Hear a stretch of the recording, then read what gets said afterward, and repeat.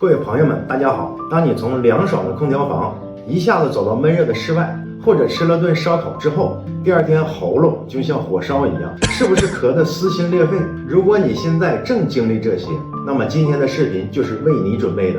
我们之前有聊过秋冬的风寒咳嗽，现在带大家了解一下他的好兄弟风热咳嗽。为什么叫他好兄弟呢？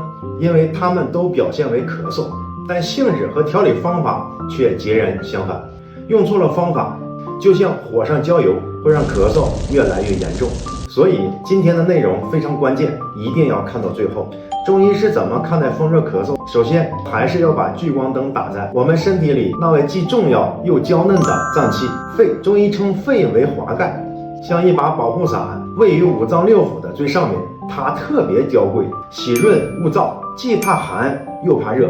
当春夏之交，或者我们体内本身有积热的时候，比如最近熬夜多、压力大，吃了不少辛辣油炸的食物，身体内部就好像堆了好多干柴。这时外界的风热之邪一旦通过我们的口鼻毛孔入侵，就相当于顶了一把火，形成了风热感冒。这把火在身体里是怎么作乱的呢？它分两步走。第一步，侵犯胃表。风热有开泄的特征，它会让我们全身的毛孔打开，所以你不会像风寒感冒那样怕冷无汗，反而会发热，微微怕风，而且容易出汗。但奇怪的是，出了汗发热也并不缓解，整个人还是燥热难耐。第二步，煎灼肺经。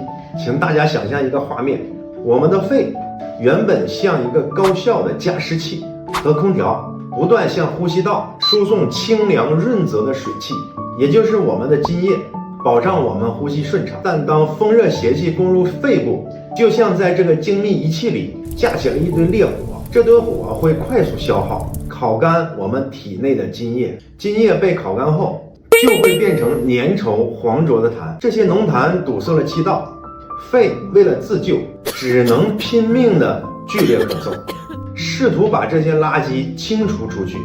这就是风热咳嗽的由来。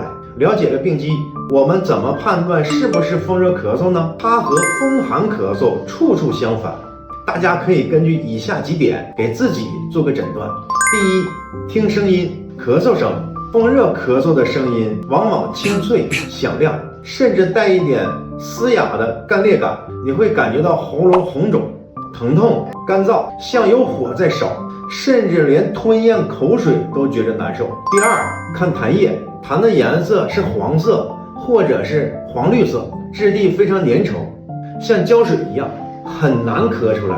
咳嗽时总感觉痰堵在喉咙的深处，费尽力气才咳出一点，但很快又感觉到有痰堵上了。第三，观全身，发热重、恶寒轻，发烧温度通常比较高，而且不是特别怕冷，反而可能会有点怕热，感觉口干舌燥，特别想喝凉水、冷饮来缓解，可能会头痛，全身肌肉酸胀，鼻涕是黄浊的，鼻子呼出的气息都感觉是热的。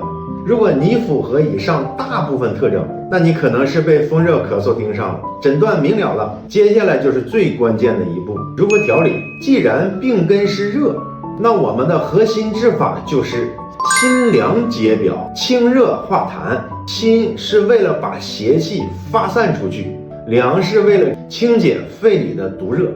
我们的目标就是扑灭肺火，滋阴润肺，稀释浓痰。首先是大家最关心的食疗方法，给大家推荐2个灭火器。第一，桑菊薄荷茶，桑叶1小撮，菊花5到8朵，薄荷叶3到5片。先将桑叶和菊花用沸水冲泡，盖上盖子焖5分钟，把清热的药效充分的泡出来。在喝之前再放入新鲜的薄荷叶。为什么薄荷要后下呢？因为薄荷的清凉心散之气很容易挥发，久泡就没有效果了。这杯茶喝下去，那股清凉之气会瞬间直达你火辣辣的喉咙，灼痛感会很快得到缓解。第二，冰糖炖雪梨，取一个完整的雪梨，梨皮一定要保留，因为梨皮有清肺润肺的效果。在梨的上部1/3处切开，当成一个盖子，挖掉梨核，形成一个梨骨，在里面放入几颗冰糖，将盖子盖回去，用牙签固定，然后放在碗里，隔水慢蒸30分钟，直到梨肉完全软烂透明。不仅要吃梨肉，碗里蒸出来的梨汤才是精华，一定要喝掉。雪梨性凉，味甘，它能有效的滋阴润肺，对于那种痰特别粘稠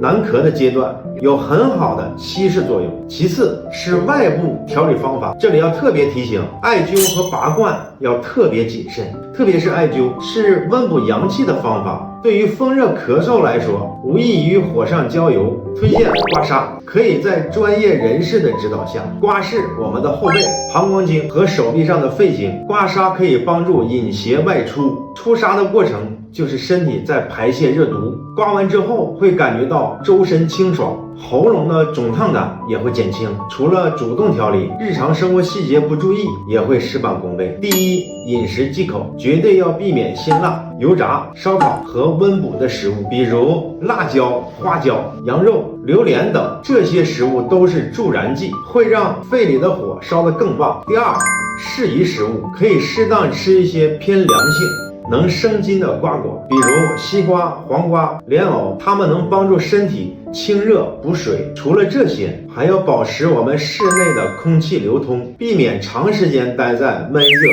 不透风的环境里，否则会助长热邪。朋友们，中医养生讲究辨证论治，辨别咳嗽的寒热属性是我们有效调理的第一步，也是最关键的一步。用错了方向，所有的努力可能都会白费。希望今天的讲解能让大家对风热咳嗽有一个全面而清晰的认识。当你能准确读懂身体的信号，并采取正确的应对方式，你就真正掌握了守护家人和自己健康的一把金钥匙。如果大家觉得有收获，欢迎点赞收藏，分享给身边需要的朋友，也欢迎在评论区留言，说说你遇到了哪些健康困扰。我们下期再见，记得点赞关注哦。